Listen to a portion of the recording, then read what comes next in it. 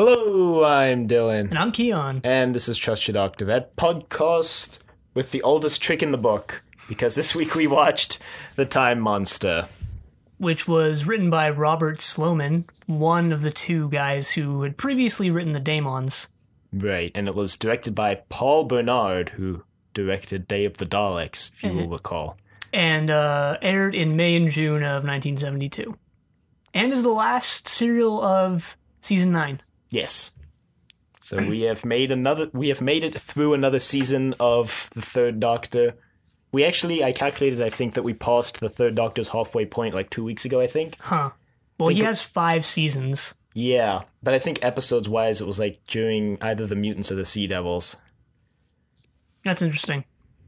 So we're on the downslope, I guess, to the end of The Third Doctor. It's all downhill from here. Well, I mean, maybe this was a good season with a good ending serial, but that would be depressing if it was downhill from here. It would. This season was really good overall. This serial in particular caught my attention, but we'll get to that at the end. Right. So it begins with the Doctor, actually, in some sort of location where there's a towering version of the Master laughing at him, claiming he's won, and there's explosions, and there's lava reused from Inferno, and, you know. Stock footage, volcano eruption. Right.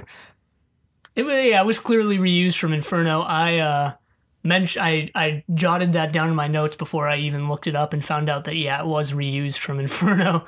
So It was blatantly obvious. But yeah, we're just going through this trippy dream sequence for a while. Well, it's actually not that long. Yeah, it's like a minute tops. Yeah, max. And the Doctor wakes up. Well, Joe wakes the Doctor up, actually, and he asks if there's been any volcanic eruptions or earthquakes.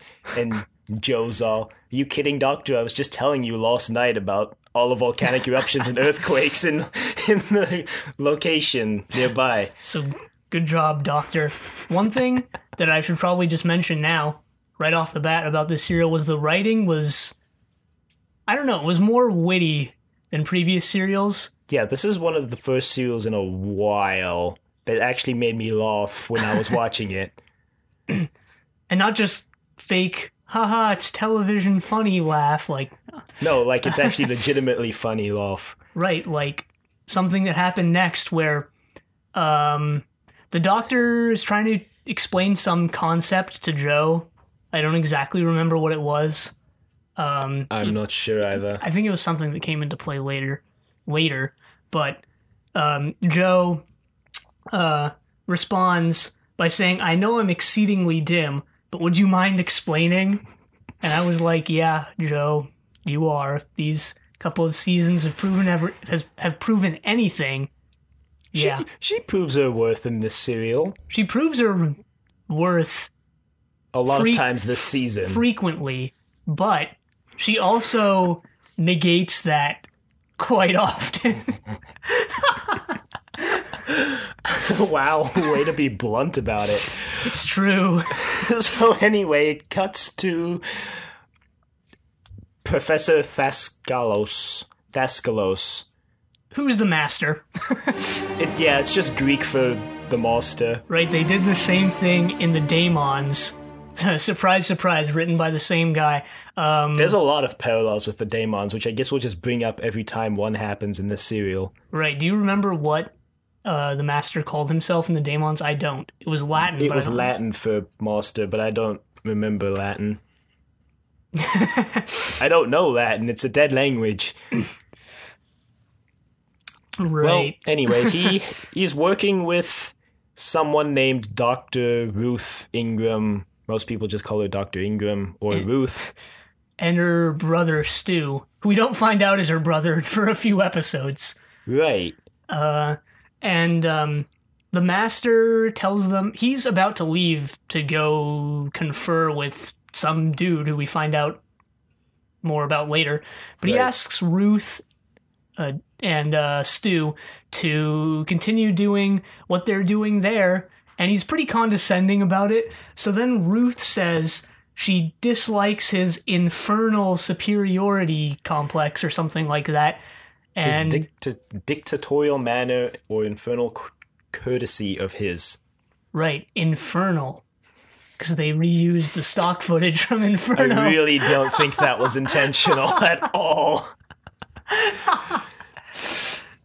But yeah, I mean, it cuts back to the Doctor and Joe is busy explaining about the earthquakes, and Yates has now entered the room, and he mentions that one of the quakes struck this island chain nearby that is supposedly the location of Atlantis. And that sets the Doctor off, and he calls up the brig and tells him to put out an alert for the master. And Yates getting his 3 seconds of screen time this serial. Yeah. But, no, it was funny when the Doctor was talking to the brig, another one of those witty moments where he tells the brig to put out a notification to find the master. He's like, well, I guess it's like stature Z106 in the unit code, isn't it? And the brigadier's like, no, it's actually A1. So yeah, the master is high priority. And I guess I'll just say now, the plot in this serial was one really nonsensical, which we'll get to. It's not getting too wacky yet. Like in episodes 1 and 2, it was pretty tame. It was pretty normal. Yeah. But after that, it just goes, I don't want to say haywire or something like that, but because that would connote that it's bad, but it wasn't. I thought it was amazing just how weird and wacky it was. But well, I think this serial did it better because it was wacky, but it was intentionally wacky, and it just rolled with it. Unlike serials that are like, that's wacky, but it wasn't meant to be wacky or whatever, you know? The Ice Warriors voice or something like that. Or right. Just how unintentionally bad serials like the Space Pirates were. Hey, the Space Pirates was bad in context. It was no massacre of St. Bartholomew's Eve. Oh, okay, I don't think we're going to come across any, or hopefully we're not going to come across any serials that can match Massacre anytime soon.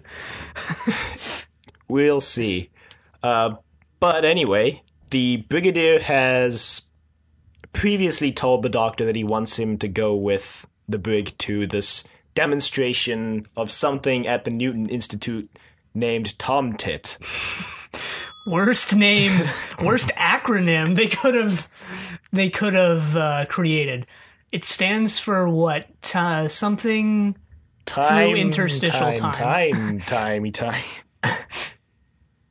Please hold. We're looking it up.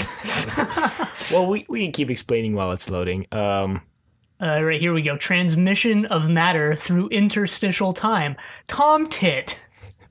And genius. Why didn't I think of that before? And I guess they were going for something TARDIS-esque, but I don't know. They only mentioned Tomtit, or they only said Tomtit once or twice an episode, and I watched one a day this week, and every episode I would just kind of forget about the acronym, and then they'd mention it that once or twice in the next episode, and I'd remember it and be like, wow, Tomtit.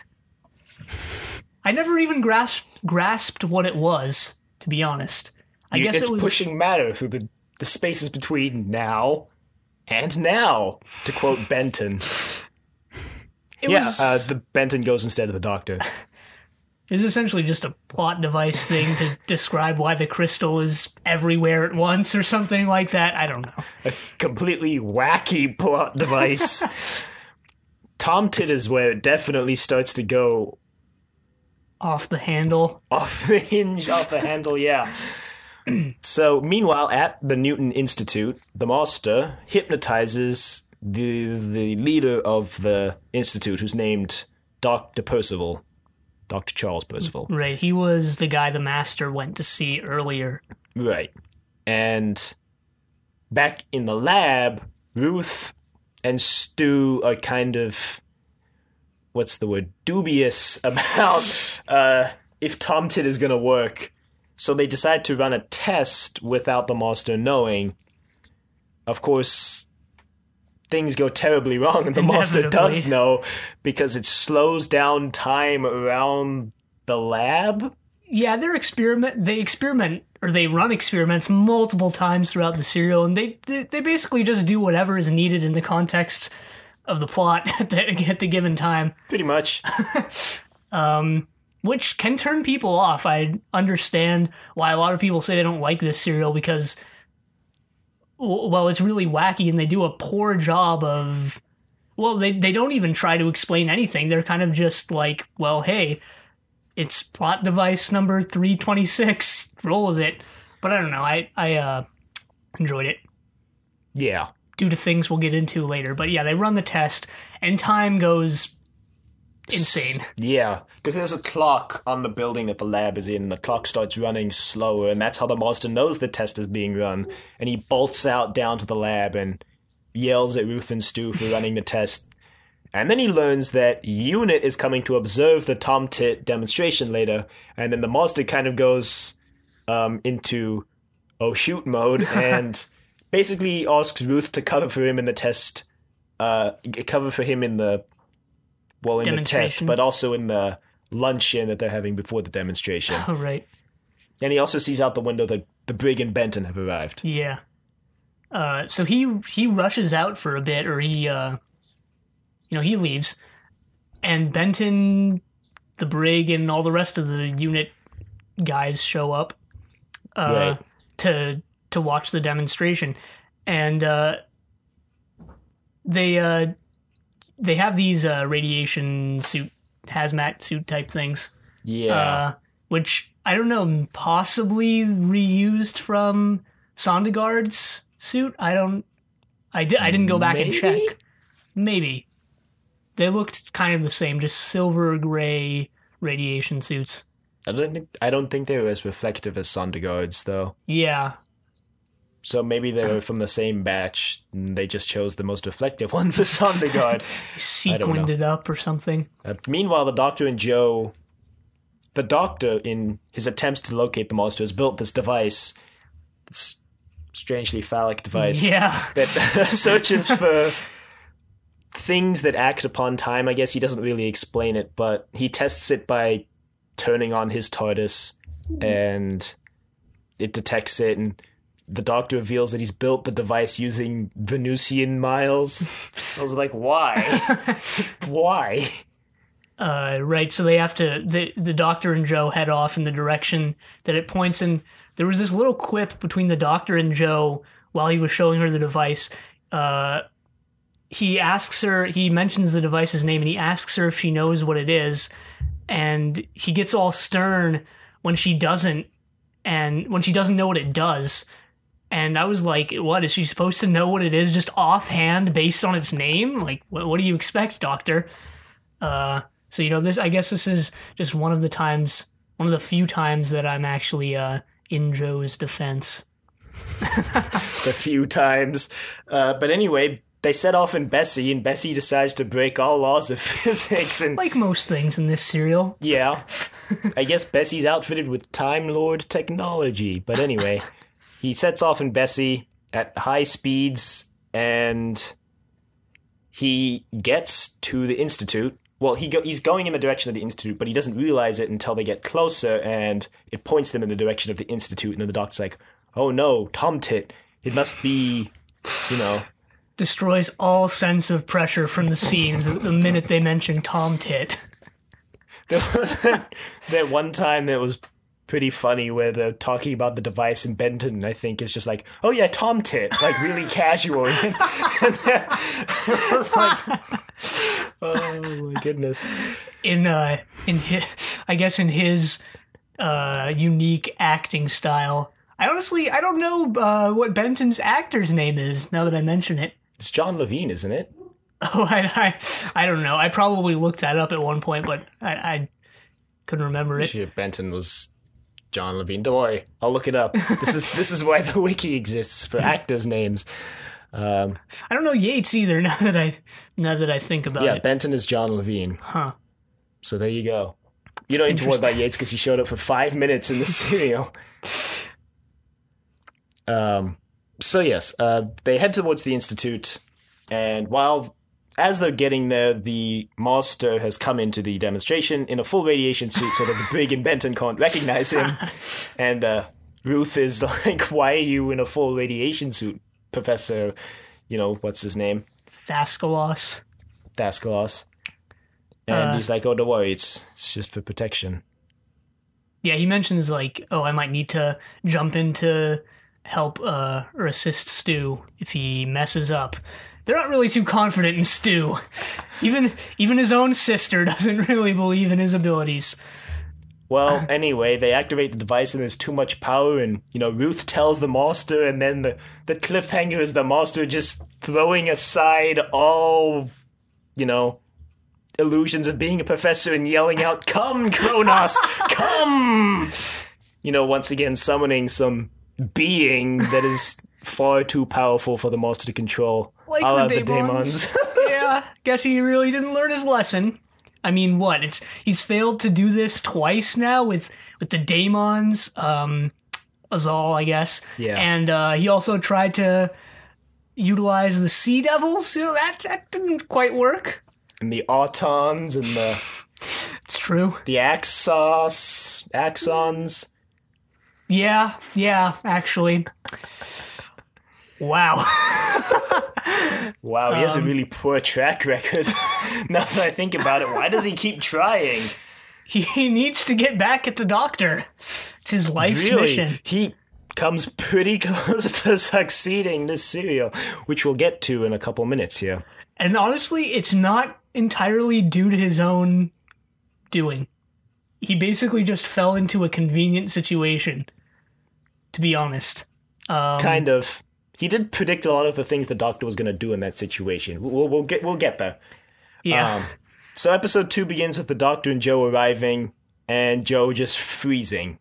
Oh, right. That was all episode 1, so that's something I actually wanted to mention. This serial was full of content. Basically, it honestly felt like they just, for better or worse, crammed all the ideas they had into this one serial. Yeah, episode 5 was definitely the slowest, but... Yeah, episode 5 was basically just to set up episode 6. Yeah. They kind of needed it, though. I don't think they could have crammed that all into... Fair point. But right, episode 2 starts with the Doctor and Joe showing up. Right, and Kronos didn't get summoned, so the Master kind of makes a break for it. And Right, we don't know what Kronos is yet, by the way, so... Or who it is. Anyway. Yeah, it's the Doctor. No. What? No. The Master just summons the Doctor to do his bidding. A future version of the Doctor. That could be interesting. It could go horribly wrong, but... Tom Baker's the 4th Doctor steps out and is like, what? No, anyway, the Doctor and Joe the Doctor gets into the room with the experiment, and he gets Ruth to shut it off because it's slowed down time for Joe and basically everybody outside the lab. And they go in and they find Stu has been aged to be 80 years old. Right. Poor Stu. Stu and Benton just kind of get the short end of the stick in this serial. Benton had one moment of brilliance, though. Yeah. Which immediately turned into a moment of failure, but yes. Yeah, I knew Benton would be no match for the Master. But we'll get there. That's in a minute or two, actually. Yeah, pretty close here, but Stu has... the Dr. Joe, Brig, Stu, and Ruth have kind of convened in, I guess what they said was Ruth and Stu's living quarters. Yeah, I kind of assumed that's what it was. It wasn't another premises, right? It wasn't like their house. In the institute. Yeah, so I guess they just live there. Yeah, that would make sense, I guess. Yeah, I mean, I imagine that Ruth was sort of the proponent of living there, and Stu kind of just got roped into it based on their characters. Well, we didn't mention the casual sexism towards Ruth in the first episode. We briefly touched on it, I think, right? Anyway, no, I don't think we mentioned it at all. Well, the Master basically brushes Ruth aside for being a woman, and she's like, that man. Yeah, I think that's why... Actually, we did touch on it. That's why she mentions his infernal superiority. Yeah. But anyway, Stu mentions Daskalos and Kronos, and of course Joe is the one who realizes, I mean, along with the Doctor, but the Doctor doesn't say it. Joe mentions that Daskalos is Greek for master, and that's when Big goes, wait, what? Master? Where? It's all guns blazing. He just pulls out 2 pistols. And So a little bit off topic here, but are we going to mention Joe's outfit? the first one or the second one? Well, yeah, we'll mention it when she gets the second one, because it's not much better than the first. I'll just say that right now. I actually think the first one was one of her better put together outfits on the show. Well, I guess we're just talking about it now then. In regards to her bright yellow boots, honestly, if you hadn't mentioned... Well, I read about this online, how it was maybe not a big thing, but people noticed, oh yeah, Joe's bright yellow boots, and then you noticed it, but I didn't even notice it until you mentioned it, and I read something about it online. See, I didn't notice them because they were yellow. I noticed them because they were knee-high. And I was like, wait, knee-high boots? That's absurd. Maybe they were rain boots or something, I don't know. They had heels. Maybe, I don't know, maybe you want to live on the edge. Maybe she wants to live on the edge. Like in Peladon, on the edge. Wow! When she goes across the edge in the heels, yeah. But I don't know. Like I said, I think that outfit was one of her better put together ones on the show. Until she puts on the white coat. We'll get there. We didn't actually mention this in the Sea Devils episode, but for one time this season, the Doctor didn't wear the red coat, and that was in the Sea Devils. He wore a blue coat. Just wanted to mention that now because we should note all the times the Third Doctor changes his outfit, since he's the first Doctor to actually do so. Yeah, you actually notice the Doctor's outfit changes a lot more than I do, I've noticed, because his outfits don't differ as much as at least Joe's. I'm just waiting for his green coat. Seen pictures of him in a green coat, and I'm waiting for that. But yeah, so, I mean, that's a cool thing, I guess. So yeah, they found out, they realized that the Master's behind all of this. Right, and The Doctor decides to construct another weird device. And this one was just Cat in the Hat-esque, I have to say. You know that scene in, like, Doctor Seuss. Yes. Not Doctor Who, Dr. Seuss books. Specifically, I remember the Cat in the Hat, where he's balancing on this ball, and he has a lamp in one hand and a fish on the other, and he's balancing a cake on an umbrella and stuff like that. And the thing the Doctor constructs reminds me of that, because what he does is he takes this wine bottle, and he corks it, and I guess attaches the, God, what is it called? The corkscrew into it, hangs some malleable wire off from it, and then attaches other random household things to it. Yeah. It just looked strange. But the reason why he constructs it is because the Master has gone to Percival. Percival is panicked because the Brig told him not to communicate with the Master, Thaskalos, and to tell the Brig as soon as he knows. But of course, the Master just hypnotizes Percival, so that doesn't work. And at some point, the Master's the building of the device happens in episode 3, doesn't it? Yeah, it actually does. I just looked at my notes right now, and because episode 2 ends when the Master gets back to the lab, which is right before the building. But so yeah, episode 2, the Benton is currently guarding the time device, Tom Tit thing. And the Master, so Percival calls Benton to tell him that the Brig wants him, at the house, and Benton's like, well, I don't believe you. So he tells him just to call the Brig at some number, and he calls it up, and it's actually the Master, and it turns out the Master has the ability to perfectly replicate people's voices. That scene was actually pretty funny. Obviously, it was just Nicholas Courtney doing a voiceover, but it's interesting. And Benton's like, all right, okay. So he opens a window and then leaves Tom Tit, loops around and comes back in through the window after the Master and Percival have seen Benton leave. And the Master and Percival bust in, and Benton's like, it's the oldest trick in the book, Masters. You can't fool me. So the Master is at gunpoint, and he commends Benton for seeing through the ruse. Right. But then, oh god, Benton, why? And honestly, I'm not surprised this happened. I knew Benton would be no match for the Master. There's just no way. Well, I mean, we said this, last week, that Benton and Yates are the comedy duo of Unit. Yeah. I kind of felt sorry for Benton in this serial, though. And Yates, kind of. Yates was on screen for 2 seconds. Well, also with the... Oh, right, yeah, he almost dies. Well, we'll get there. That's soon. That happens after this. But yeah, go ahead with explaining what happened to Benton. Well, the Master says something along the lines of, well, looks like you've got me. Look behind you, Benton! So Benton does. Or I think the Master actually calls out the Doctor's name, so Benton looks behind him. Mm-hmm. The Master rushes him, gets his gun, or disarms him somehow. Yeah. And, yeah, mentions that that's actually the oldest trick in the book, and that Benton just fell for it.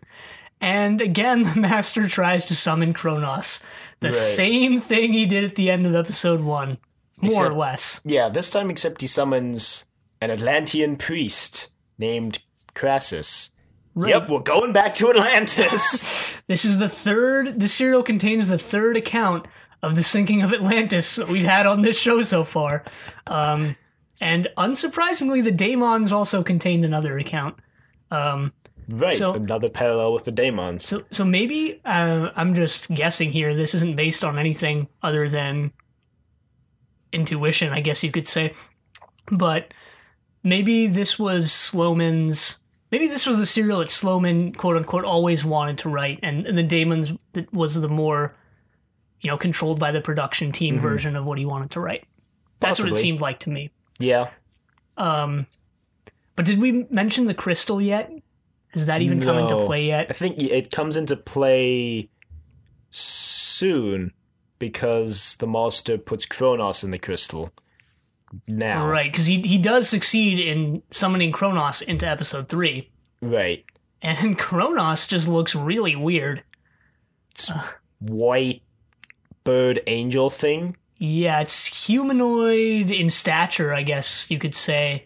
It's got wings, a vaguely bird-shaped head, and is just all white. I'm guessing it was due to budget, that they just made the costume entirely white. Yeah, I think actually the bird parallels can be explained by the fact that Kronos is actually part of a race named the Chronivores, which is only explained in... There's actually a book sequel to this serial that stars the Sixth Doctor, and basically Kronos comes back, and the Third Doctor and Joe make a cameo appearance in the book, apparently, but it's revealed that Kronos is actually the most powerful of a race of beings that feed on temporal energy named the Chronivores. Huh. But what does that have to do with him being I don't avian? know. Just in the name, sounds like a bird. Chronivore. Doesn't sound anything like a bird to me. But, well, now you know there's a whole race of them, and we only see one in this serial. And he never comes back. He comes back in the TV show. Yeah. But yeah, Kronos flies around a bit. Screeching. And the Master, unsurprisingly, isn't successful at controlling him. So he locks him in the crystal somehow. And the crystal was what they had to wear the radiation suits before to be around. Yeah. We find out, or I think they actually did briefly touch upon it, or at least show it on screen for a second before. I think so. Benton tries to pick it up at some point, and it's too heavy, even though, as hard as John Levine is trying to make it look like it's heavy, it doesn't look like it's heavy at all. But, basically now, Master and what's his name? Crassus make off with the crystal, and the Doctor makes it to the machine, just as the Master's put on this thing that activates this, slow motion field.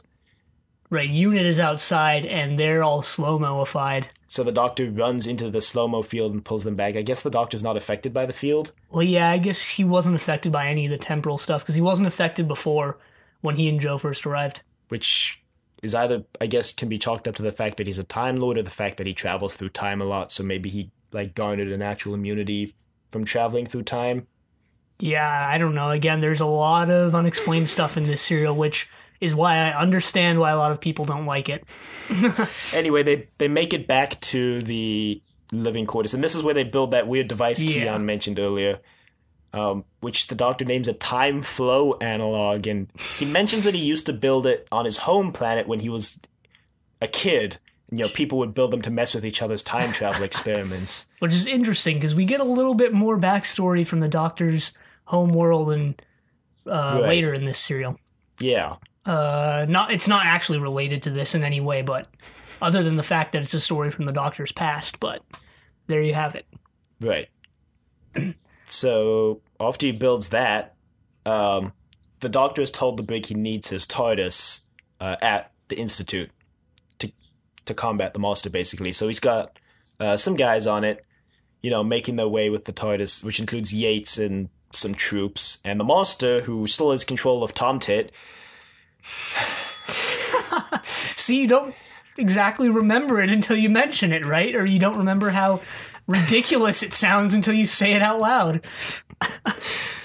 He's summoning things from the past to demonstrate to Crassus that he's the master of time, basically. And he summons first a knight.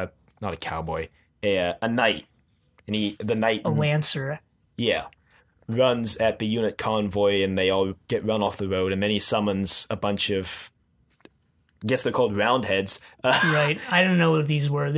Probably some. You'd probably know if you're from the UK or Europe, but I didn't know what they were. Anyway, they just look like troops. Yeah, medieval-esque. They had guns, though. So, oh, they did? Yeah. This was a gun battle, and then... Oh, right. Then Yates throws a grenade, and the Master teleports the Roundheads out of existence when the grenade's supposed to go off. The Master makes a sly comment about, I could have told you that wouldn't have worked, Yates.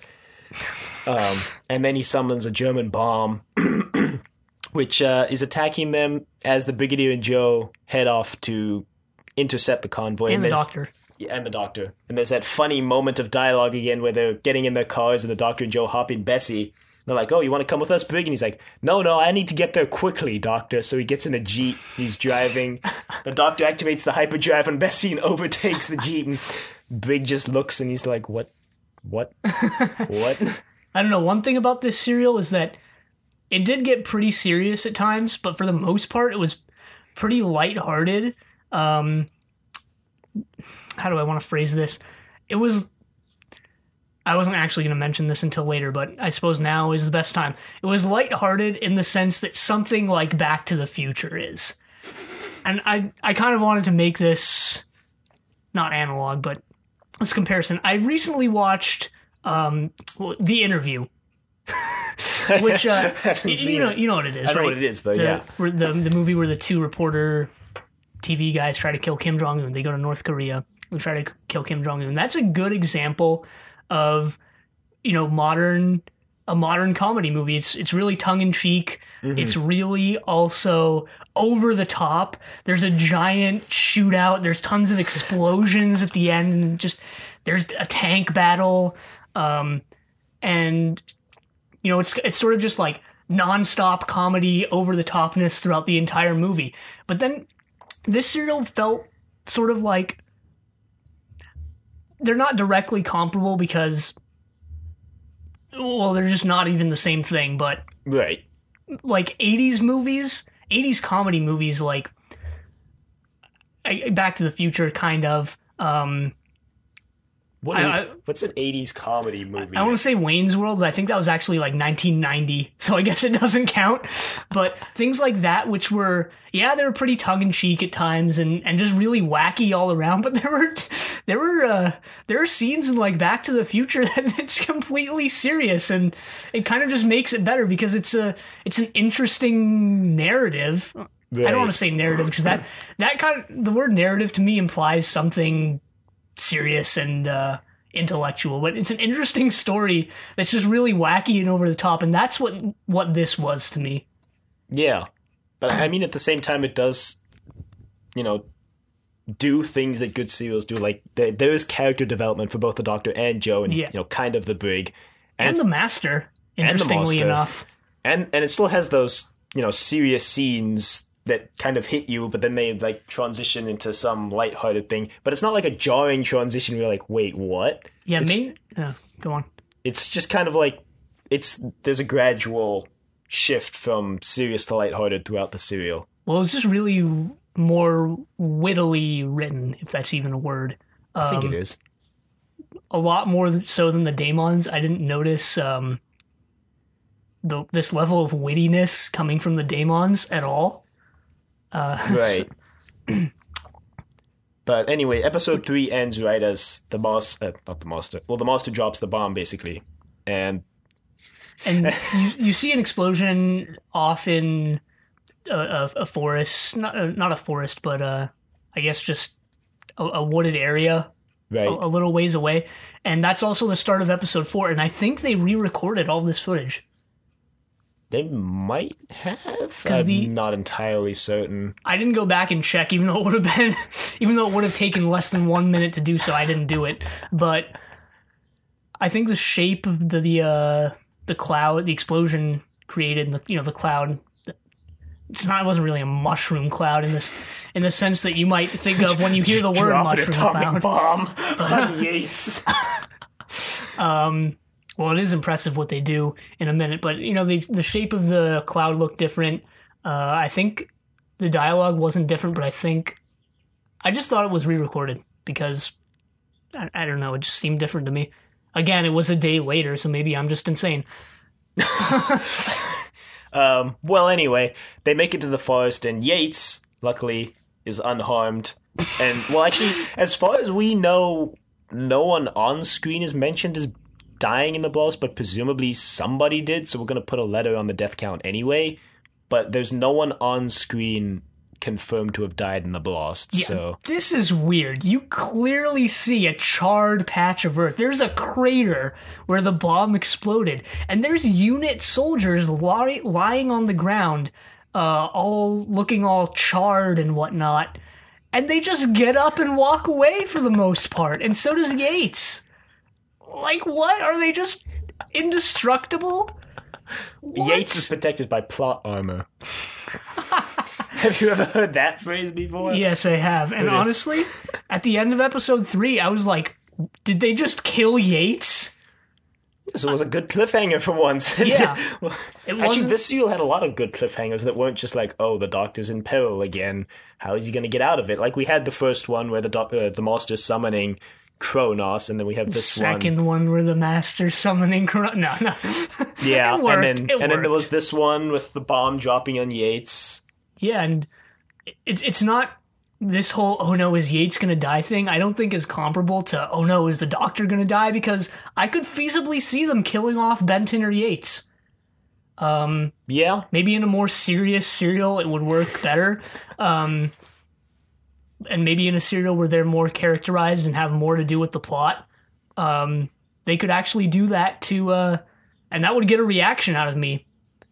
Honestly, I think that would get a reaction out of most people. Yeah. Yates and Benton and the Brig have been integral to the third Doctor's lifespan, kind of like Jamie with the second Doctor. I mean, they don't travel with the Doctor all the time, but they have been integral to his overarching story. Yeah, but it's not like a situation with Joe, and I guess the Brig to a lesser extent. I could see them, if they went to extremes, killing off the Brig, but honestly, I could see them killing off Benton or Yates. Yeah. Not that I'm going to bet money that they're going to do so, but yeah, conceivably, basically. But no, they're all alive, as far as we know. Anyway, they get there, and the Doctor's TARDIS is, unsurprisingly unharmed. It's indestructible. Like we learned in Curse of Peladon. Right, and they put it right side up, and the Doctor's like, all right, I'll see you in 3 episodes. Well, I mean, he doesn't actually say that, but that's what happens. He hops in the TARDIS and, heads off. His plan is to use the time sensor to sense where the Master's TARDIS is and to basically put the Doctor's TARDIS inside the Master's TARDIS. And you knew from the moment he said this that this would just go horribly wrong. And it does. Because he mentions that if the frequency... Because he needs to put his TARDIS frequency on the same as the Master's. And if it's too high, then he'll create a time ram, which will create utter annihilation for everyone in the near vicinity. And if it's too low, then he'll like fly off into who knows where. Yeah, I'm sure that doesn't come into play later. Whatever. Well, while we're here, we should mention the redesigned TARDIS interior. This seems like a good time to mention that. Right. I think this interior was colloquially dubbed the wash basin interior or something like that. Basically, it looks kind of like the first TARDIS interior with the white walls with the holes in the walls. But these look more depthified because apparently they were made out of sinks. It's a lot of sinks. Right, I think this is specifically the first actual redesign of the console room. We've had, minor redesigns, but they've all been the same, basically the same roundels on the wall, just, slightly different. But now we have actual sinks and depth in the wall. Right. I don't know how accurate Adventure in Space and Time was with the whole, I'm going to cut out these things, and that was the inspiration for the design. No one probably knows what I'm talking about, but I do. Whatever. But so this TARDIS interior actually only appears for the serial one because it was pretty much terribly received by the general public. Really? Yeah. It looked similar enough to the other one. I liked it better. Yeah, I think it made sense as a logical progression of the TARDIS interior, but yeah, it was poorly received. And well, I think they just throw all logical progression to the wind, essentially, when they start redesigning it drastically later. But you mean in the reboot? And in the classic series. Yeah, but having seen parts of later Doctors, the roundels are still there. I'll tell you that much. So they keep the general theme. I think I've seen ones that you haven't possibly. I spoiled some a long time ago. Maybe I'm just remembering them wrong. TARDIS interiors aren't really spoilers. I guess. I saw some a while ago. All bets are out when they get to the reboot. Although there is a TARDIS that appears that links the roundels to the reboot design. But anyway, yeah. And the other reason why this design doesn't appear again is because between this serial and the next season, which will be season 11, or 10 actually. I thought we were in season 10 for some reason. But the next season, which will be season 10. You just want it to be over that much quicker, don't you? This prop actually gets damaged and isn't usable. We could hypothesize how it gets damaged, maybe because they used wash basins and it's porcelain. Maybe while they were moving it, they chipped some of the basins and they couldn't locate more of the same design.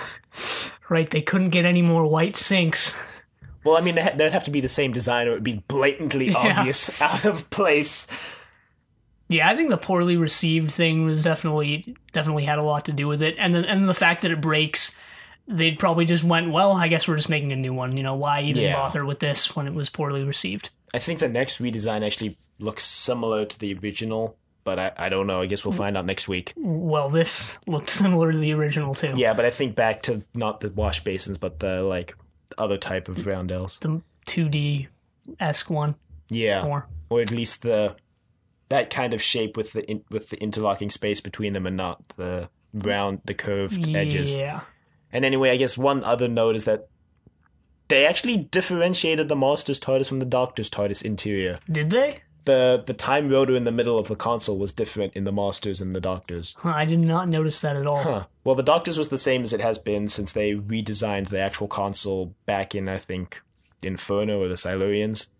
Back during then with the multicolor, but the Master's was more like this chrome steel cylinder with slight offhangs. Yeah, I did not notice that at all. I guess I just wasn't paying attention. So yes, somehow they succeed and they get the TARDIS inside the Master's TARDIS, and that's an absurd proposition, but it worked. Yeah, this is great. Episode 4 is just really silly. And gets really surprisingly dark at the end of it. 4? Into 5-ish. The whole political intrigue in 5 and 6 is where it gets a little bit dark. I didn't even think it was that dark, to be honest. I'm talking about the monster just gladly just sending Joe off, but we'll get there. Something the master would do. Whatever. So they're in the TARDIS, and outside in the lab, the monster is still there with Crassus getting the crystal, I guess. And Unit is coming up on the Tom Tit room.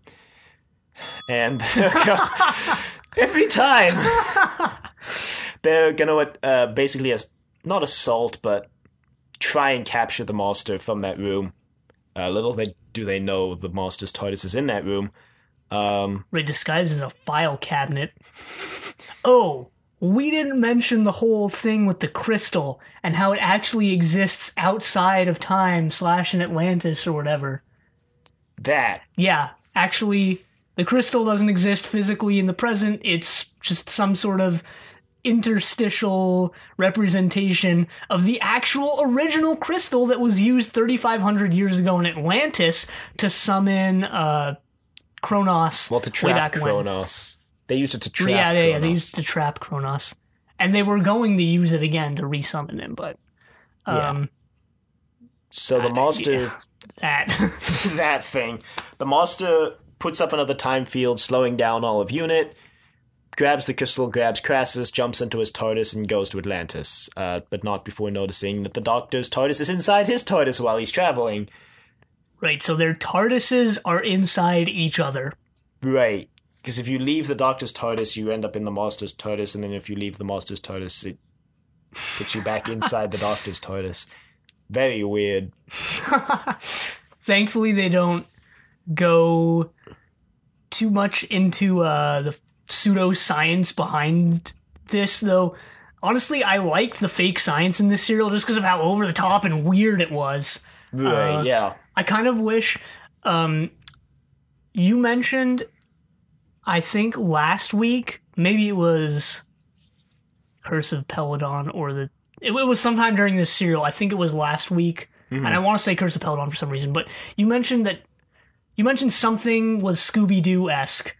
Oh, yeah, that was last week during the Okay, it was last week. I said it was very Scooby-Doo because it was a lot of they need to find XYZ person, but then not finding XYZ person. Yeah, that reminded me... Well, I was reminded of your comment when I was watching 4, and I wish they sort of had, the run in and out of doors thing in Scooby-Doo. I kind of wish they did something with this here, because it was interesting how the TARDISes were inside each other and sort of overlaid, I guess. Right. But they don't. They just kind of hang out in the Master's TARDIS or the Doctor's TARDIS separately.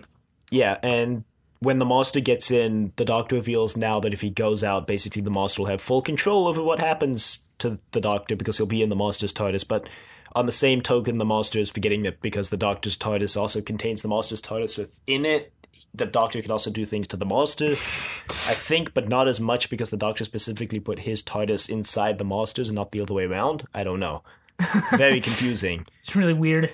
Trippy. But they have a lot of banter back and forth, and then the monster turns off the audio of the Doctor's video feed, and the Doctor gets upset, and he jerry-rigs some way to send sound through, and then the monster can't turn it off, so he basically uses his TARDIS to take the Doctor's words and feed them to him in reverse before he speaks them, so he's speaking in reverse, basically. And at this point, it's revealed that the TARDIS has a telepathic circuit. Really silly. Right. And they refer to the TARDIS a couple more times in this serial as, she or her. And being vaguely sentient, which I think we mentioned way back in Edge of Destruction as it being vaguely sentient. Yeah, I think Edge of Destruction actually was the last time they even touched on this. Yeah. Pretty sure it wasn't even mentioned since back then. Possibly. I don't have perfect memory to remember if we ever mentioned it again or if the show even ever mentioned it again. Yeah, I was referring to the show. I'm pretty sure. Yeah. And Edge of Destruction was the third serial. Like, not the third serial of a season. No, the third serial. So this was almost 10 years ago. So I guess this is a concept that they were either bringing back or they just were unbeknownst to the writers and production team were reviving. Because, again, they kind of disregard what they say about Atlantis multiple times, so who knows what they were doing with this, but either way, it's not a discrepancy like the Atlantis thing is. Yeah, and the telepathic circuit reappears in the reboot too, so... So yeah, who knows if it'll appear again in the classic series. I assume it does, but... But it is part of the TARDIS officially now, so just make a note of that it has a telepathic circuit. Meanwhile, back on Earth, circa 1970-something, really, it's never given a date, Ruth and Stu are somehow not affected... Okay, so that they were inside the Tom Tit room, so they're not affected by the force field that the monster put Tom up Tit. that's holding back the Brig and his men. And, Benton is in there too, and they're kind of freaking out about what to do. And then Ruth suggests they try something, and Benton is against it, but he eventually caves and says they can do it. And it has no effect on the time barrier, but it does have an effect on Benton. Because now Benton's a baby. Right, he regresses back to like a newborn or something like that. Or, yeah, just a baby. Oh, we didn't mention that Stu is no longer 80 years old. Yeah, at some point, something the monster did accidentally age him back or whatever, so... More weird stuff. Which was good because it was a sad scene where Stu was, going to be hauled off to the hospital for rest. And he's like, oh yeah, don't forget, I'm only 26. And you just feel bad for Stu because he just gets the short end of the stick, and now he's 80 years old, but technically he's still 26. And no, he gets back to normal. It would have actually, thinking on it now, it actually kind of would have been fairly dark / depressing if they actually just hauled Stu off to the old person's home and kind of forgot about him. But no, he goes back to normal. And Benton is now a baby due to the weird experiments. Right. And this almost reminded me of something I've always thought about when I watched Star Wars Episode 3, which, at the end where, spoilers if you haven't seen it, Luke and Leia are born. And then whenever I watch that scene, I always go, those, I wonder if those kids, well, I mean, I assume they know, but, like, I wonder what it would be like finding out from, most likely, your parents, oh yeah, you played Luke Skywalker in Episode 3 when you were less than a year old. And, Star Wars, Revenge of the Sith came out 2005, I think, so 10 years ago. So those kids are, like, 10 now, about. So it must be weird just knowing you played Luke Skywalker at one point, like one of the most famous fictional characters ever, when you were under a year old. And Benton doesn't even compare, but I guess this kid is in the same boat. Hey, don't undersell Benton. So you think Benton is a more important fictional character than Luke? No. No. And I imagine in like 10 more years, those babies I played Luke Skywalker for all of 10 minutes when I was like 1 year old. 10 minutes? More like 10 seconds. And on their resume, their claim to fame. But back in the TARDIS, the Doctor is fed up with the monster, and the monster correctly predicts that the Doctor has to have the last word, and he's going to come out of his TARDIS to give it to the monster, and the monster is going to eject him into the time vortex when he does. And the Doctor is arguing with Joe, and Joe doesn't want him to go out, obviously, because he's walking to his death. Right, but Third Doctor, rash as he is, does it anyway. Yeah. But it's part of his character, so I'm not going to, rat on him walking out of the TARDIS. But he does. Joe closes the door, he gets ejected into the time vortex, and now you get the one of the darkest scenes in the episode, not the darkest by far, but, Joe basically breaks down and says, nothing even matters anymore, what you do to me, monster, like, I don't even care, like, do whatever you want. And the monster's like, alright, goodbye, Joe Grant! Pushes the button with a super overacted motion, and then episode 4 ends.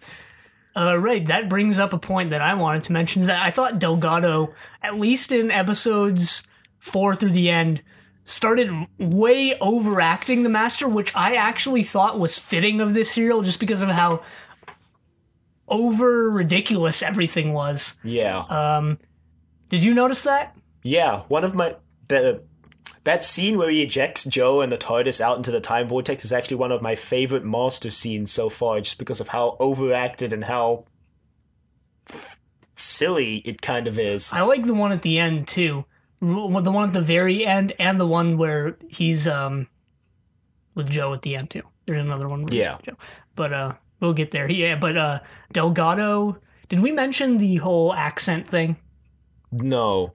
Okay, well, why don't you go ahead and explain that? Briefly touch on it, but basically the master was trying to do like a Greek accent at the beginning or some other type of accent, but then I guess he gives up at some point between episodes 2 and like 4 because his accent just reverts to Delgado's regular talking voice.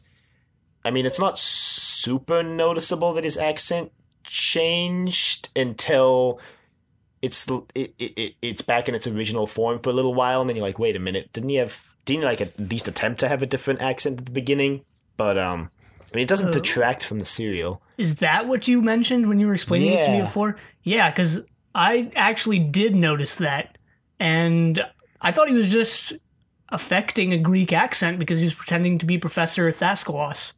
Yeah, I think the thing is that his accent reverts back to his regular one before he's even revealed to be the master to Brigand Benton. Well, he probably stops caring after he tries to summon Kronos at the end of episode 1, I'd assume. Presumably. But anyway, episode 5, like we said, is mostly a setup for 6, but turns out the Doctor's still alive, and he's talking to Joe through the telepathic circuits of the TARDIS, so they bring that back. Right, this is really weird. You hear multiple versions of the Doctor's voice seemingly coming from nowhere. He's kind of just whispering really weird things. I didn't really make out any one concrete thing, but it was sort of just Pertwee muttering things, really. Yeah, the Doctor mentions that the other voices are his inner thoughts, and he's not proud of some of them. Interesting. But yeah, he has Joe pull the switch that materializes the Doctor in the TARDIS again, and we don't meet them for a little while now, but the Master's TARDIS materializes in Atlantis in the court of... really bad set. Dalios. Yeah, Dalius. Dalius. The king, or like ruler of Atlantis. Yeah, the king. He was the king. Yeah, they called him the king. Yeah, the king. Before we even get into it, I just want to touch on this court for a little bit, because this set was just terrible. I mean, you could clearly see it was made out of cardboard or something like it, most of it. And, Those they boulders, didn't even attempt at a backdrop, though. It was just a blue, it wasn't even a painted backdrop. It was just blue. Well, I mean, I guess as the final serial of the season, they've used most of their budget for the season, and, we already know they blew a lot of it on the Sea Devils, and I guess some of it on the mutants too, and at this point they were kind of just grabbing at straws for what they could do for sets.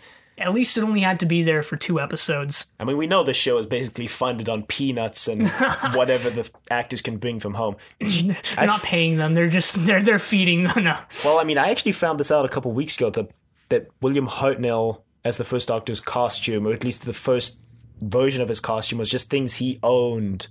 And he took the costume home It's weird. at the end of filming. It's interesting. And I only found that out a couple weeks ago, even. He took the costume home at the end of filming. Presumably it was just things he owned that he could throw together into a costume. Well, it worked. It did. It set up the Doctor's costumes for years to come, because I guess... the way I see it, the second and third Doctor's costumes or outfits are sort of based on what the first Doctor set up as something like, okay, this is what the Doctor dresses as, and obviously second and third are different, but they're vaguely the same idea. It's not like he shows up in something radically different all of a sudden. Sixth Doctor. Okay, yeah. Like a rainbow vomited over his clothes. Is that what it is? Is that, are those your words, or is that, They're my words combined with someone else's words. Anyway, that's getting way ahead of ourselves. Years ahead of ourselves. The Master basically shows up.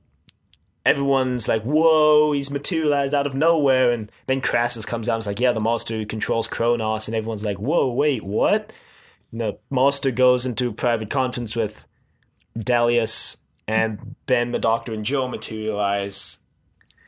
because apparently, the whole thing with Atlantis is they'd been terrorized by Kronos in the past. They sealed him in the crystal. This is just how I understand it. It's this might be incorrect, but they sealed Kronos in the crystal, and apparently years later, people have forgotten that Kronos was a pretty awful being. So they want to bring him back, and they're holding all these conferences about whether or not they should bring Kronos back. Dalius is the only one who's been alive, who was alive when Kronos reigned with terror. God, I didn't want to say that, but whatever. Reign of Terror wasn't that bad of a serial. The reconstructions were, or animations rather. Anyway, Dalius was the only one alive back when Kronos was around. He's trying to tell everyone not to bring Kronos back, but most people don't want to listen. So, Atlantis is sort of at a standstill until the Master shows up, and he and Crassus are all, "Hey, we've controlled Kronos and we've seen him." They're like, "Whoa, you've controlled Kronos."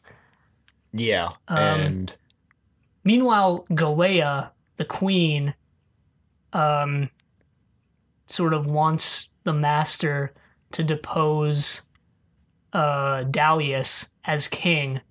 It's not ever explained why. She just kind of, maybe, I don't know, maybe I think it was implied that she fell in love with the Master at first sight or something. There was a lot of nuanced backstory with this that I only vaguely picked up on, that I think I remember a brief line of dialogue that Hippias, I think, had actually fallen in love with Galea, because she said that he wasn't fit to marry a queen, and I think then she fell in love with the Master as someone who could marry the queen, because Hippias was,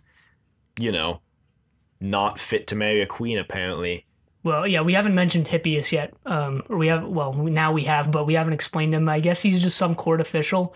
He kind of looked like a member of Kiss or something, with a heavy makeup and long black hair. But I imagined him as being from Egypt, to be honest. Yeah, he looked vaguely Egyptian, and Atlantis in this serial, I think, was supposed to evoke sort of a Cretan vibe, which was, obviously after Alexander, Egypt was basically Greek, but Crete, I think, was sort of the more ancient version of that, where it was sort of like Egyptian/Greek, and especially with the Minotaur later, that's definitely Cretan. So, or at least what the Greeks thought of the Cretans. But I'll get into that later. But the way I saw it, the whole backstory which was only vaguely touched upon in a few random throwaway lines of dialogue, like you said, which was nice. They didn't really need to go into it. It was there, it was present, but it wasn't. They didn't waste time explaining it or going into it, because really it's not that prevalent, or not that pertinent, rather. But not that pertinent. That was terrible. I know, but I have no shame. No, but the way I saw it, it was either that Hippias and Galea were in love before, and then Galea just married Dalius to become queen or something like that, or she was just having an affair with Hippias. Yeah. Either way, it's not that important. Anyway, when the Doctor shows up, Crassus wants the guards to just kill him because Crassus has been obviously indoctrinated by the Master to believe that the Doctor's evil. But Hippias steps up. He's like, "No, wait, why should we kill him? He came here the same way the Master did. Doesn't that also make him like a Lord of Time?" And the Doctor and Jo demand to be taken to the King, and the Master has just failed at hypnotizing Dalius, and he's leaving, and he's...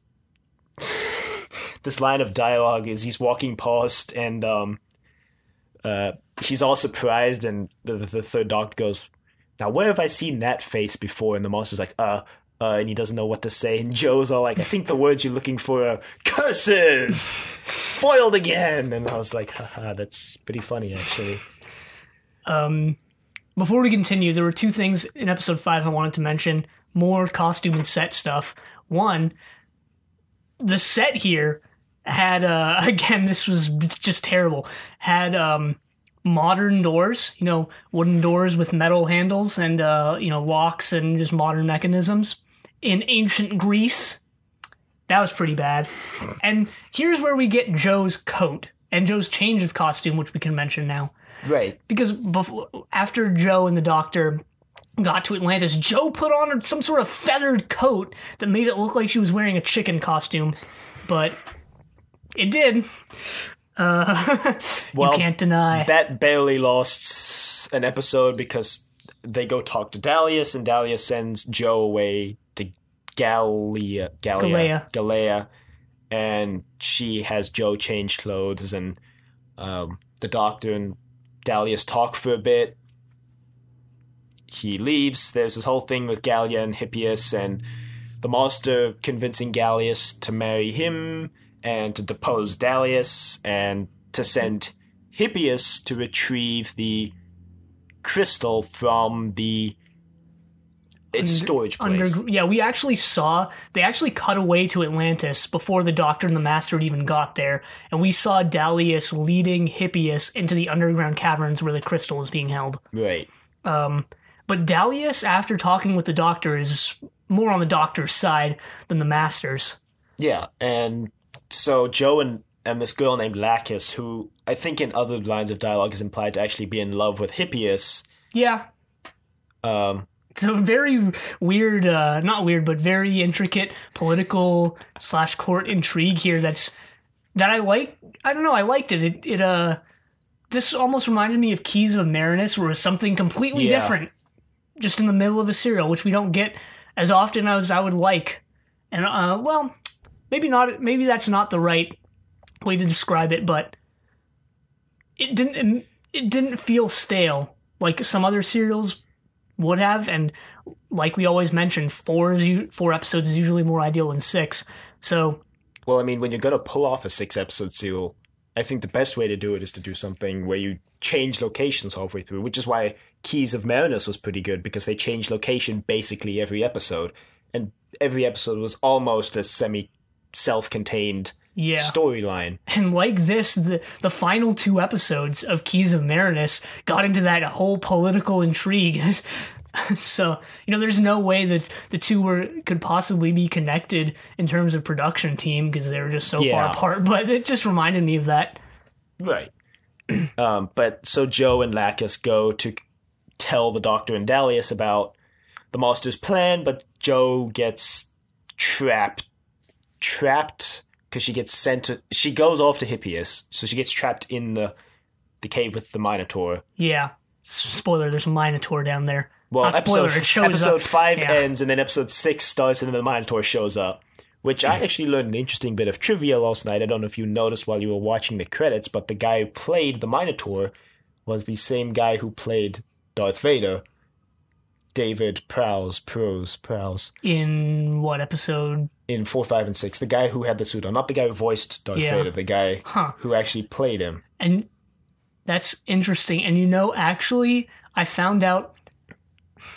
You know that guy in Star Wars, in Cloud City, the bald guy with the headphone-looking things who follows Lando Calrissian around? That was Sondegard. What? Yeah. Wow. All these Star Wars connections, man. It's blowing my mind right now. But anyway. I thought it was interesting that same guy played Darth Vader. He also has a mask on, so you can't see his face. It's kind of like how, what's his name? Andy Serkis. Who played Gollum, who did the mocap for Gollum, and basically his job now is just to do mocap for things because he did the mocap for the new Planet of the Apes films. That's basically just become his role. Hey, fun job. But, I guess, yeah. Potentially uncomfortable job. I've never done mocap, obviously, but I don't know. I imagine it's uncomfortable. But yeah, so the Minotaur shows up and Joe screams, and the Doctor shows up and saves her, sort of, because he Matadors his way out of it. This was really cool. Another nice little funny touch that this serial threw in. Doctor has his red cape thing, and he plays the part of a Matador for the Minotaur. Matador for the Minotaur. Good one. And Hippias shows up, and I guess Hippias is the one who saves them, but he gets he gets killed because he gets thrown through a wall. Yeah. Rest in peace, Hippias. Lost exactly one episode. The first actual confirmed death in the serial, which is surprising that it took them 6 episodes to confirm a death on the... Right. And if it weren't for episode 6, I think this would be our only serial to have a letter but no numbers. Probably, yeah. But no, a bunch of people die in 6, so... Oh, well. I guess... does the Minotaur die? I guess it does. I don't really know. The wiki just mentions he got knocked out, and I wasn't really sure, so I didn't put him down as dying. Yeah, I didn't put him down while watching. I just thought of that now, actually. I don't think he died. I think the doctor just knocked him out with that Venusian Aikido blow to the back that he seems so fond of. Yeah. But as the Doctor and Joe are heading back, they run into the Master, who has, while the Doctor and Joe are down there, has enacted his grand scheme to marry Gallia, become king, depose Delia, and then, puts the Doctor and Joe in jail. And now we get a tender moment between the Doctor and Joe. Right, before we get into that, I just wanted to say, though, sorry, but... No, go ahead. I don't get how the Master, I guess it's not important. There's tons of things I don't get in this serial, and I still liked it, but the Master just kind of deposes Dalius behind the scenes. Like, no one puts up resistance. Dalius is the king. He can literally order around subjects, but the Master just kind of is like, nope, I'm king now. And they kind of just go along with it. That is I think that's one of the only things that I can say about the serial that was actually like a weakness. Because if there was one thing in the serial that I wanted explained, it was how the Master so quickly just deposed Dalius. I guess it was just Galea had enough power to convince everyone, but Dalius is the king, so wouldn't you assume, like in an ancient society, the king has more authority over the queen? I don't know. Yeah. And Atlantis, I think was heavily implied to be either Crete, literally, or which wouldn't make sense because the island is still around, or something very close to it, or right. Distance-wise, like very physically close to it, but whatever. Yeah, now we get this moment between the Doctor and Joe where they're sitting in jail, and Joe mentions that she's scared for what's going to happen. We didn't actually mention the Joe's second outfit in this serial. Right, we didn't actually. Which it's even worse than the first one.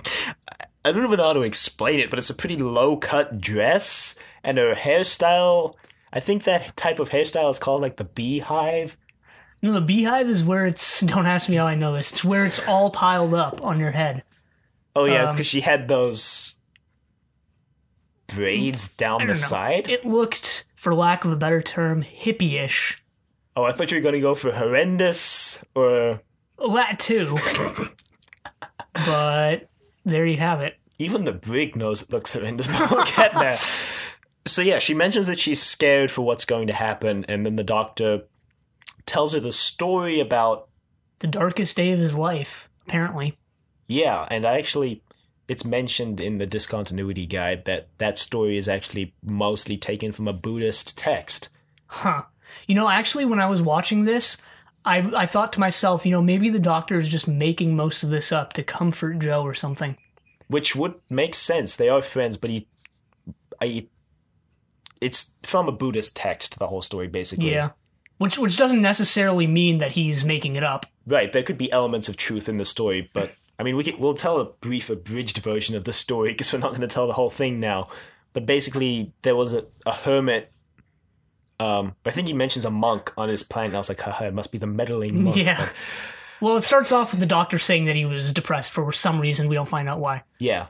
And there's a monk on his planet and... who lived most of his life sitting under a tree. Right. And he had, through meditation, he had found out the secret of life. So the Doctor calls it. Yeah, and the Doctor mentions that his home planet, he doesn't name it as Gallifrey, but we know it's Gallifrey, was grey and rocky and desolate. But one day he was talking to the monk, and he asked the monk about the secret to life, and the monk gave him a daffodil. And then Joe laughs like, haha, the secret to life is a flower, Doctor. And he's like, yes, Joe, just hang on, I'm getting there. And then he explains how after that day, from seeing the daffodil, he realized that his planet wasn't actually grey. It was this lovely shade of red, and the trees had brown bark and they had green, and Leaves. And the whole planet was colorful. It wasn't as grey and drab as he had thought it was. Right. So I guess the whole moral was just look on the bright side, simply. Yeah. Which, if I were Joe, I would take that to heart in most situations, but here I'd be like, Doctor, we're in jail. The Master is literally succeeding right now. Do you want me to look on the bright side?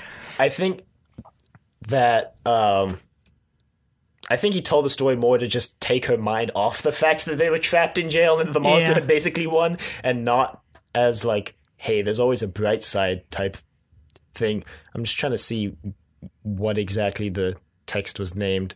Oh, it just says Buddhist text. Huh. Yes. And then the doctor actually apologizes to Joe for bringing her along on this adventure. He says he's sorry about it, and Joe says, well, I am too. Because, Joe had pushed to come along, and they're both sorry for the fact that the doctor basically is going to get Joe and the doctor killed. Right, and then all of a sudden, a guard walks in and pushes Dalius into the cell. And Dalius tries to fight back, and the guard knocks him, and then Dalius says some brief words and dies. Right. Poor Dalius. And then actually, I think like the doctor or Joe says, "We're gonna win this for you, Dalius," or something. Yeah, the doctor says something along the lines of Dalius's death won't be in vain. Yeah, the doctor is becoming more of that self-righteous, less obnoxious guy that we were used to before. Well, self-righteous would mean righteous. I think you just want to say. Yeah, that we know from pre-Third Doctor era. Yep. Like we've mentioned multiple times in this season, this is happening. Yeah, and we'll talk about that in a sec when we do the season retrospective.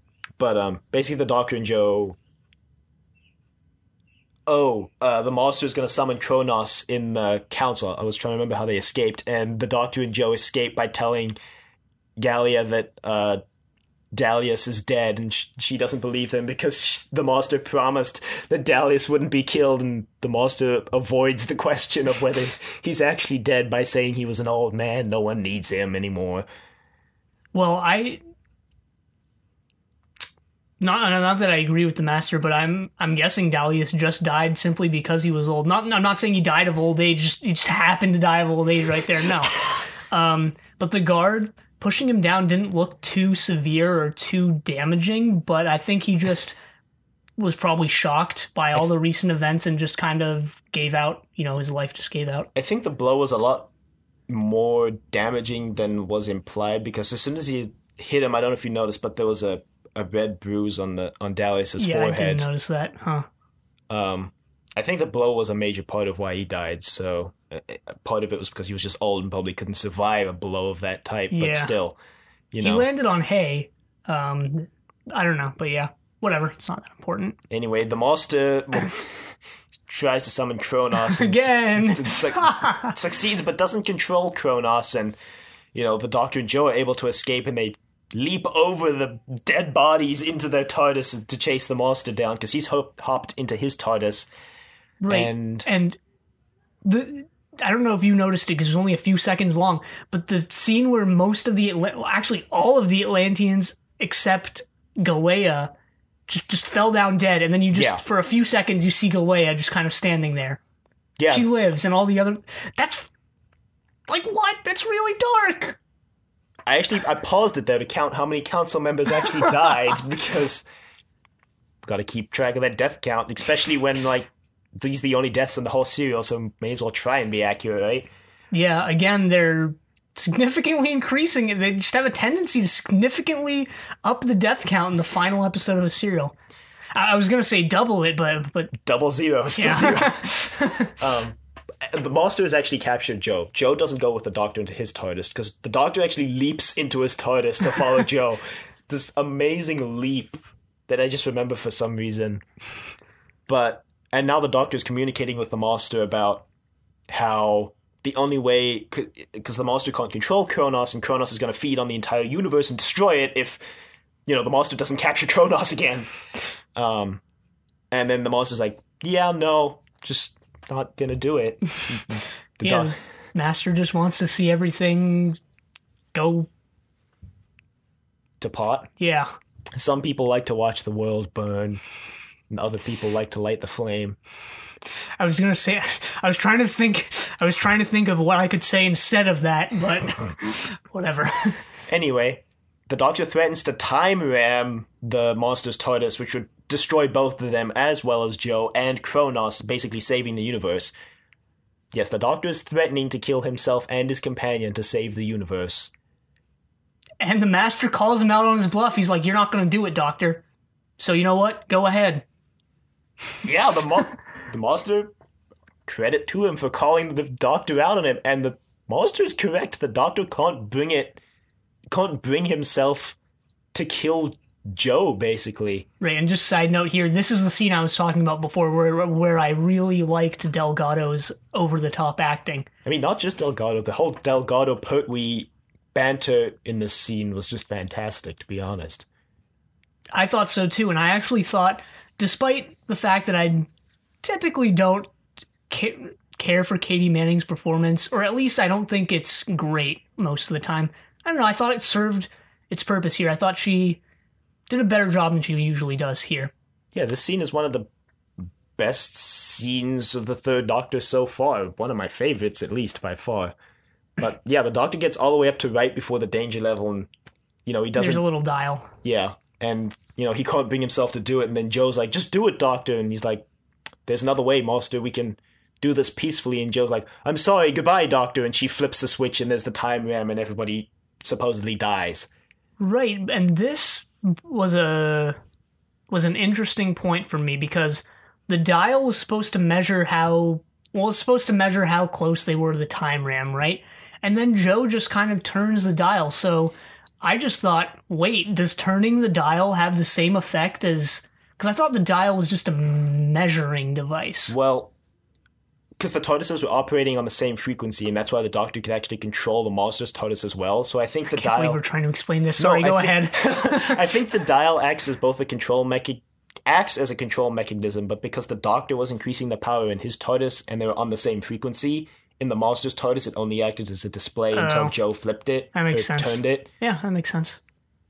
But yeah, she turns it and basically does the thing the Doctor can't and kills herself and the Doctor to save the universe and the Master. Right, and everything goes blank for a bit, and then the Doctor's and Master's TARDISes materialize in some weird, trippy space. Yeah, this featureless plane of nothingness. And then I think the Doctor...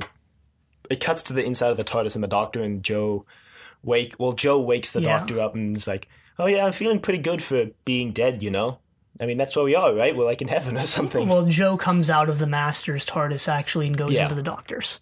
And the Doctor's like, "What? No, we're not dead, at least I think."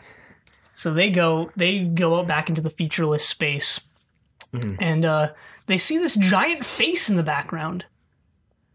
This was really, I want to say this is really impressive special effects for the... Yeah, this was interesting.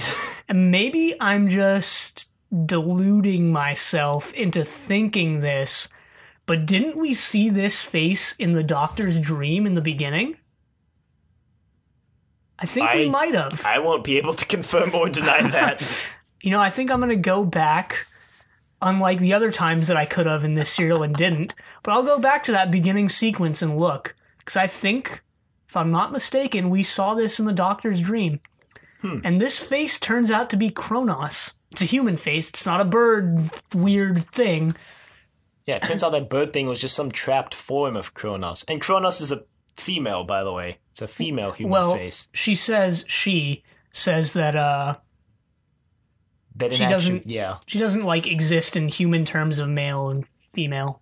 She's sort of just like her own entity, and she says she also doesn't exist in human terms of good and evil.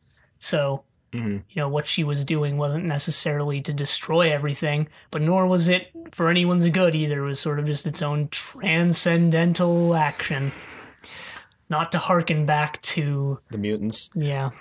Well, anyway, she mentions that going to say she because it's the easiest. Yeah. She mentions that the time ram freed her from her form, and the doctor saved the universe, and she owes a debt of gratitude to the doctor that she can never repay. And he asks for one thing, and that's to go home. Understandable. Wouldn't want the rest of the show to take place here. Interestingly, Kronos isn't just a dick and dumps him like on Gallifrey or something with Joe. Well, did you think Kronos would pull a fast one on the doctor or something? Kind of pulled a fast one in a couple minutes here where the master comes out. And... Well, the master pulls his own fast one, kind of. Yeah, well, then the doctor's like, but... Okay, one sec. So, yeah, the master comes out and he's like, no, please, because she says that she's going to keep the master to torment him, and all the pain that he's inflicted on everyone over his lifespan is going to be inflicted back upon him. And the doctor says, ask for another favor, and that's to take the master with him. Well, and Kronos agrees. Yeah, well, first we see the master come out of his TARDIS and get down on his hands and knees and beg the doctor to take him with him. And the doctor does agree, like you said. Then the master makes a run for it after shoving Joe into the doctor's TARDIS, and he gets away, and the doctor pleads with Kronos to stop him, and she's like, you asked for his freedom and he got it, ha ha ha. She wasn't that condescending about it, though. She was sort of just neutral about it. She was like, you asked for his freedom, and that's what he got. Genies, man. Anyway, it cuts back to the lab, and Stu is trying to get Baby Benton to eat something. He says, like, come on, Baby Benton, eat your oatmeal or whatever, and he doesn't want to. And Ruth thinks she's finally figured out the machine, which she has, because it actually works, and the field releases the Brigadier and unit who haven't moved since episode 3. And they rush in, they're like, Master, wait a minute, what's going on here? And just before that, the Doctor's TARDIS is materialized, and the Doctor and Joe have stepped out, and the Brig turns to Joe and is like, what the hell are you wearing, Joe? and then someone makes the comment that they forgot about Benton, and they all turn towards where he was, and he's back to normal, and he's completely naked, and he asks for someone to tell him what's going on, and it ends. Lighthearted note. Following that, we forgot to mention the one scene when the Doctor and Joe are coming back to the lab where Joe asks how the Doctor can just let the Master go like that, and he asks Joe, like, would you condemn someone to an eternity of torment, even the Master? And she says no. He says, yeah, neither could I. Yeah, interesting scene. Would it really have been an eternity of torment? I mean, the Master was supposed to be paid back all the pain he inflicted on others. So, I mean, he hasn't inflicted an eternity of pain on others. I'm just reading way too much into it here, but, I don't know, he's killed a bunch of people already, so... I guess. But yeah, that's the Time Monster. And the end of Season 9. Yeah. Really interesting serial. I'd put it up there with The Mutants as not only my favorite serials of this season, but my favorite Third Doctor serials.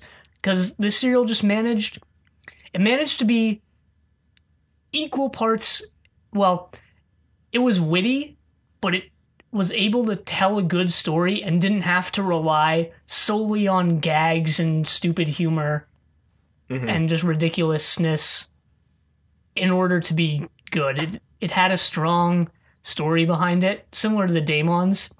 Basically, the Daemons nearly ripped straight from the Daemons and just rewritten slightly. The Daemons in Greece.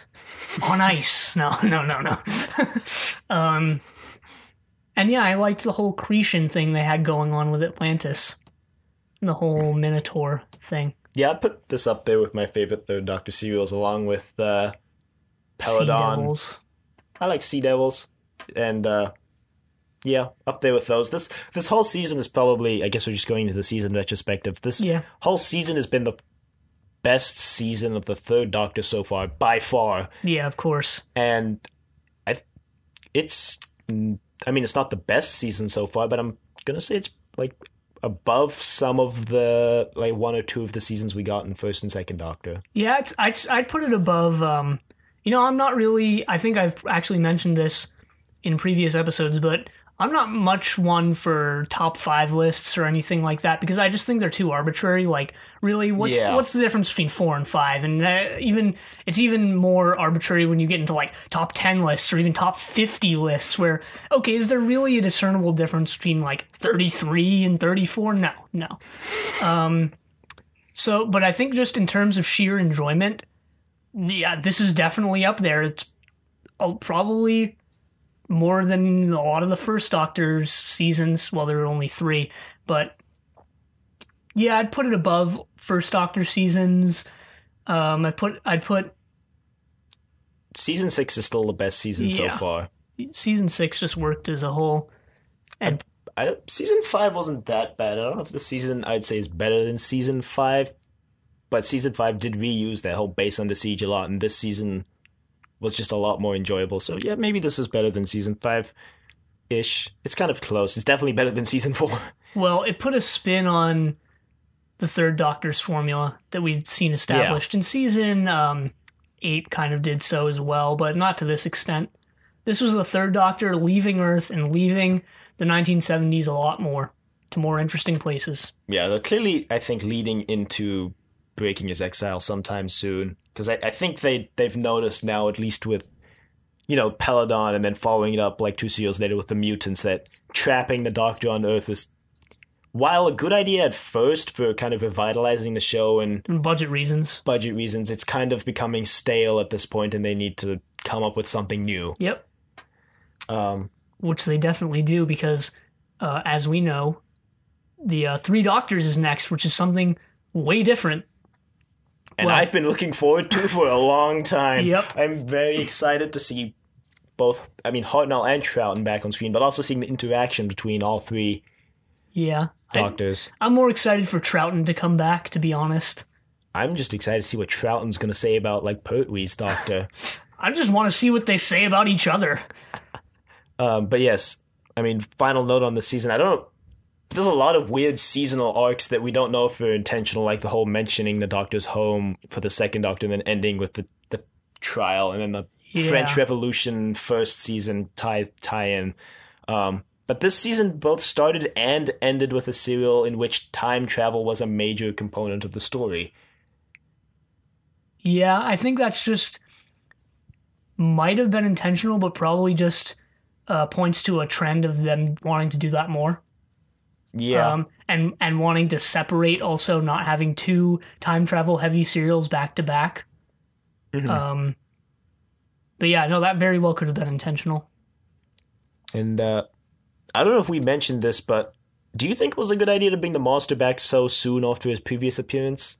Well, I'm not sure if I said this in previous episodes, but I know I mentioned it to you just offhand some time previously, that I don't think villains like the Daleks, the Master, or the Cybermen, the Doctor's recurring enemies, should really return more than once per season. Mm-hmm. The Master obviously had his setup where he was a season-long villain, but I was okay with him returning this early, but maybe he should have only been done once. And obviously I didn't really like how they brought back the Silurians just as sort of a piece of the Master's plan instead of fleshing them out more, but so I think that could have gone a different direction. But ultimately just comes down to whether or not the serial is well written and enjoyable, because the Master was back in this serial and it was, so I agree on all those points. I have no differing opinions really. Yeah. This is a show of radical views. No. 3 weeks ago, the show was moral ambiguity, and now it's radical views. Make up your mind, Kiyan. Make up your mind. But anyway, yes, that is the end of season 9. We've seen the Doctor become a lot less obnoxious, less crass. Thankfully. He's a lot more likable, and I really enjoy watching him now. And maybe this is Pertwee sort of giving in to what they originally wanted the third Doctor to be. Because as we know, the third Doctor's portrayal was all Pertwee. The production team wanted the third Doctor to be more lighthearted than the first and second, but Pertwee was like, no, this is how I want to portray the third Doctor. So maybe this is sort of him giving in and making concessions, but who knows? Yeah, who knows what goes on behind the scenes? Not us. We're not experts. Nor are we time travelers. Actually, that's a lie. We totally have a TARDIS. But anyway, email us at thedoctor@decorative.com. Questions, comments, concerns, angry rants, whatever. Do you have thoughts on Season 9 and the monster? Sure, email them to us. I don't know. Check us out on YouTube at Trust Your Doctor. I know no one at all has been waiting for this, but the supercut of the 2 War Games episodes was supposed to go up on YouTube this week. I was dumb and forgot to make it public and not private, but that'll be up by the time this episode's up. So you can see that. And I mean, if you watch it in that version, it'll be our longest thing we've ever put out. Yeah, I think it comes in at 3 hours and 14 minutes. Oh, jeez. So if you want to listen to us talk for that long. Or if you just want to re-listen to our War Games stuff, or if there's someone who's just catching up on the show and would rather listen to the 2 episodes as one rather than 2, then that's the thing. And at some point it may go out as a download on the website, but I've also removed the previous super episodes from iTunes, but you can still access them on the internet because I figure it's kind of worthless having them in iTunes when the previous episodes are there. And which segues nicely into check us out on iTunes at Trust Your Doctor and leave a rating if you like the show. Check us out on Facebook too, and definitely like the page if you like the show. And next week we start Season 10 with the long-awaited 3 Doctors, but until then, the end.